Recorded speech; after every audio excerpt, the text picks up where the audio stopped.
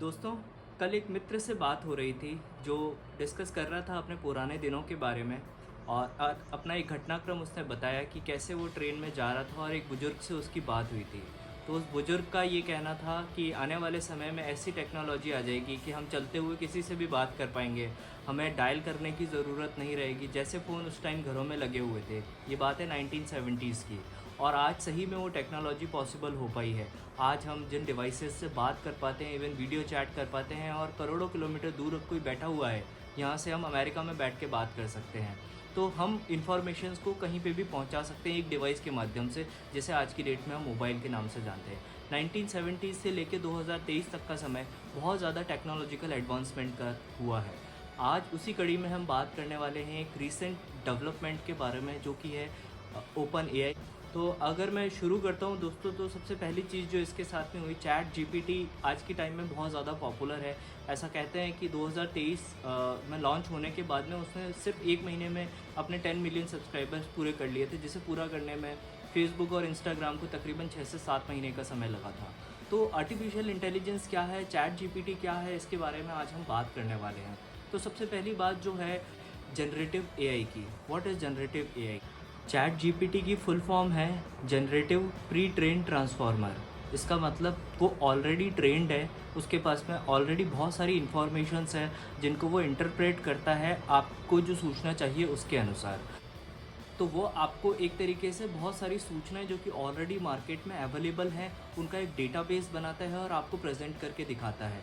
जैसे कि आप कोई किसी लैंग्वेज को लिखना चाहते हैं, या कोई प्रोग्राम कोडिंग डिज़ाइन करना चाहते हैं, तो वो आपको डिज़ाइन करके बताएगा कि ये कोडिंग अगर आप लिखेंगे तो इस प्रोग्राम को आप डिज़ाइन कर सकते हैं। पहले ये काम वेब डेवलपर्स किया करते थे। ऐसे ही अगर मुझे कोई कंटेंट राइटिंग करनी है, या यूट्यूब पे वीडियो पोस्ट करना है, या रील्स मुझे बनानी है, तो उसके लिए एक स्क्रिप्ट की ज़रूरत होती है। मैं चैट जीपीटी से पूछता हूँ एक सिनेरियो देके कि मुझे इस तरीके से ये रील बनानी है, कि वो सारी चीज़ें एक साथ जॉट डाउन करके बताता है कि ये वाली चीज़ आप अपने रील के अंदर डाल सकते हैं। तो जनरेटिव एआई एक ऐसी चीज़ है जो कि किसी भी चीज़ का पॉसिबल। तो चैट जीपीटी जब मार्केट में आया तो एक तरीके से हल्ला मच गया कि ये एक भविष्य का नया कदम है जो कि आने वाली है ये टेक्नोलॉजी। सैम ऑल्टमैन जो कि इसके संस्थापक हैं, जिन्होंने रेडिट में तकरीबन 8 साल काम किया।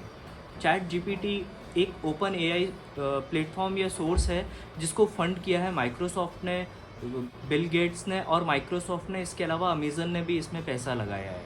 तो चैट जीपीटी जो काम कर रहा है आज की डेट में, उसमें बहुत सारी चीज़ों में हमें सहूलियत दे दी है।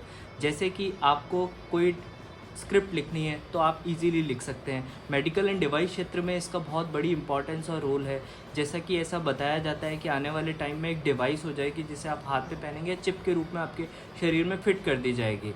वो जो डिवाइस होगी वो आपकी एक तरह से आइडेंटिकल नंबर होगा। इसके अलावा वो डिटेक्ट करेगा आपकी बॉडी में कोई डिफॉर्मिटीज़ तो नहीं है। इसके अलावा डिटेक्ट करेगा आप कितने टाइम क्या काम करते हैं। तो एक तरीके से पूरा ह्यूमन इवैल्यूएशन जो है वो इस चैट जीपीटी या आर्टिफिशियल इंटेलिजेंस के माध्यम से होने वाला है।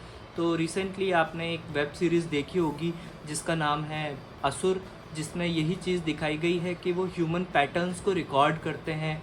कितना % चांसेस है कि इसकी दूसरे व्यक्ति से लड़ाई होगी या नहीं होगी, या एक बिहेवियरल पैटर्न पे वो बताते हैं कि आगे ये इंसान किस तरीके से बिहेव करेगा। तो जैसा कि उसमें दिखाया था वेब सीरीज़ में, धनंजय राजपूत जो है वो ऑलरेडी पता कर लेता है, मतलब जो है उसके अंदर जिसका नाम शुभ है, वो ऑलरेडी पता कर लेता है कि शायद धनंजय राजपूत उस सोनिक बम से हम लोगों को बचा लेगा। तो उसके लिए वो अलग से स्क्रिप्ट तैयार करता है। तो ये सारी चीज़ें इसलिए पॉसिबल हो पाई क्योंकि जनरेटिव एआई ने ऑलरेडी प्री डिफाइन किया कि इंसान का बिहेवियर किस तरीके का है, किस कंडीशन में वो किस तरीके से बिहेव करता है। उसके बेसिस पे उसने एक पर्टिकुलर डिसीजन लिया कि ऐसा इस व्यक्ति के साथ में हो सकता है।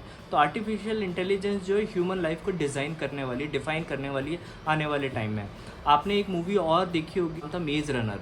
उसमें ये दिखाया जाता है कि ह्यूमनॉइड जो रोबोट्स हैं वो बिल्कुल इंसानों की तरह दिखाई देते हैं, और उसमें जो एक इंसान है वो उस ह्यूमनॉइड रोबोट से प्यार करने लगता है।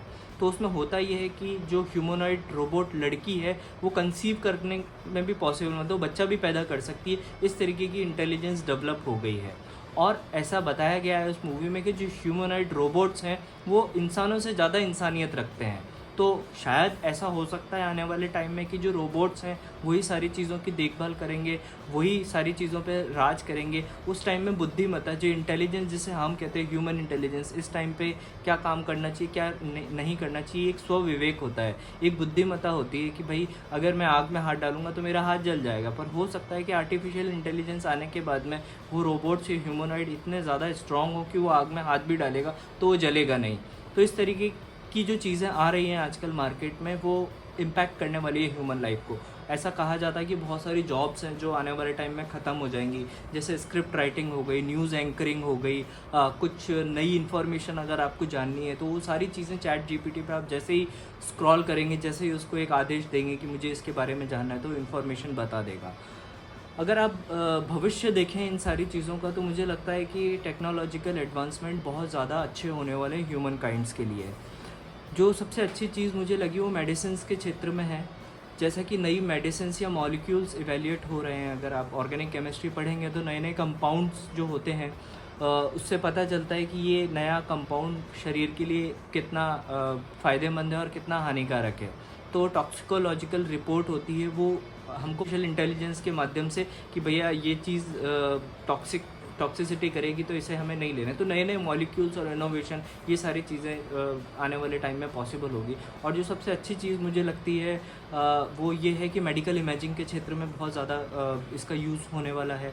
इसमें हो ये रहा है कि जैसे मैंने आपको बताया कि एक चिप लगा दी जाएगी, वो आपका पूरा जितना भी ब्लड सर्कुलेशन हो रहा है आपकी बॉडी में, कार्डियक अरेस्ट के कितने चांसेस हैं, आपको नी रिप्लेसमेंट का ज़रूरत पड़ने वाली आगे टाइम में, या आपको पैनक्रियाटिस हो सकती है या नहीं, वो सारी चीज़ें ऑलरेडी बता देगा। तो ये बड़ी बड़ी कंपनीज जो इतनी इमेजिंग टेक्नोलॉजी डेवलप करती हैं, जैसे अब CT MRI के बारे में आपने सुना होगा कि ये पूरे शरीर को इमेजिन करके बता देते हैं कि एक्चुअली डिफ़ॉल्ट कहाँ पे है। वो सारा काम एक छोटी सी चिप के माध्यम से हो जाएगा, जिसमें आपके पूरे शरीर का, आपके स्केलेटन भी हो गया और जितनी भी कोशिकाएं, सेल्स जितनी भी है शरीर में, वो सारी चीज़ें मतलब आपको दिखाई देने लग जाएंगी। तो आर्टिफिशियल इंटेलिजेंस एक तरीके से देखा जाए तो बहुत अच्छा भी है। अब हमें इससे डरने की ज़रूरत क्यों है? डरने की ज़रूरत इसलिए है क्योंकि ये जनरेटिव AI है। ये आपसे इन्फॉर्मेशन लेता है, आपको इन्फॉर्मेशन देता है और आपसे वो उन्हीं सारी चीज़ों को सीखता है। जैसे कि अभी रिसेंटली मैंने चैट जीपीटी से पूछा क्या एक्स्ट्रा टेरेस्ट्रियल लाइफ है, क्या ह्यूमंस के अलावा भी किसी और प्लैनेट पे जीवन है, तो उसने बिल्कुल साधारण शब्दों में कहा कि इसके बारे में अभी रिसर्च चल रही है। जैसे कि जेम्स वेब टेलीस्कोप है, वो गया है, वो बता रहा है कि ऑरिजिन कैसे हुआ इस ब्रह्मांड का, उत्पत्ति कैसे हुई। तो एक्स्ट्रा टेरेस्ट्रियल चीज़ों के बारे में उसने बहुत सटीक उत्तर नहीं दिया, पर उसने पॉसिबिलिटी जताई कि हाँ ऐसा हो सकता है। अभी चैट जीपीटी को बहुत सारी चीज़ों में बांध के रखा गया है। जैसे कहते हैं पहले के टाइम में एक जेल ब्रेकिंग एक टेक्नोलॉजी होती थी। जेल ब्रेक के अंदर जो आईफोन्स होते थे उनको ब्रेक कर दिया जाता था, तो कई लोगों ने जेल ब्रेक करने की भी कोशिश की उसे। तो उसके साथ में बहुत सारी लिमिटेशंस अभी सेट की गई हैं। अभी आप चैट जीपीटी से कोई भी चीज़ पूछेंगे तो कहेगा कि ये जो इन्फॉर्मेशन है ये मई 2021 की है, इसके बाद की इन्फॉर्मेशन मेरे पास में नहीं है। अब सपोज़ करिए कि मैं इलेक्शन के बारे में उससे पूछता हूँ कि 2024 के इलेक्शन में बीजेपी जीतेगी या कांग्रेस जीतेगी, तो उसका भी कोई प्रिडिक्टेबल आंसर नहीं देता, बट वो बहुत सारी सूचनाओं को इकट्ठा करता है और बोलता है कि हो सकता है आने वाले टाइम में सिनेरियो को देखते हुए, मोदी जी की पॉपुलैरिटी को देखते हुए बीजेपी के आने की प्रबल संभावना है। तो एक तरीके का इंटरप्रिटेशन है, रिजल्ट ओरिएंटेड नहीं है कि 100% ऐसा ही होने वाला है। तो जो चैट जीपीटी है वो इस तरीके से हमारी लाइफ को बहुत ज़्यादा इम्पैक्ट करने वाली है। हमारे सोचने और समझने की क्षमता हो सकता है शायद आने वाले टाइम में ख़त्म हो जाए।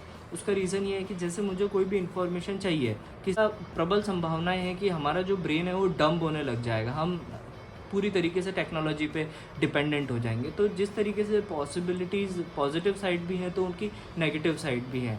तो ये अभी वाला टाइम ऐसा है कि एक ट्रांजिशन फेज़ चल रहा है, या जो हमारी जनरेशन है उसने ये सारी चीज़ें देखी है 1980s से लगा के, और आज तक की हमने टेक्नोलॉजी में कितने सारे एडवांसमेंट होते हुए देखे हैं। तो दोस्तों मेरा सजेशन ये है कि टेक्नोलॉजी बहुत अच्छी चीज़ है, बट जो ह्यूमन ब्रेन है या स्व विवेक वाली जो चीज़ है, जो हम अध्यात्म के साथ में जुड़े हुए हैं, या कुछ ऐसी चीज़ें हैं जो रियली बहुत इंपॉर्टेंट है जीवन में, उसके साथ में हमें एडहेरेंट रहना चाहिए। टेक्नोलॉजी को अडॉप्ट करना चाहिए, बट इतना ज़्यादा भी नहीं कि वो आपकी पूरी लाइफ को ही हेल कर दें।